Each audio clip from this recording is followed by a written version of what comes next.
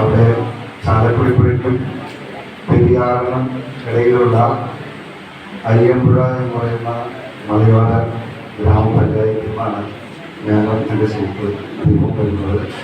രാവിലെ 5 മണിക്ക് ഞങ്ങൾ യാത്രയായിരുന്നു.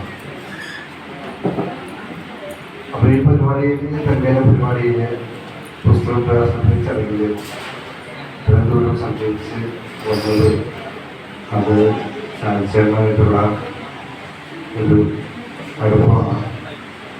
അക്ഷരങ്ങളുടെ ലക്ഷ്യമാണ്. നമ്മളൊരു 1 മണിയൊക്കെ ആവും.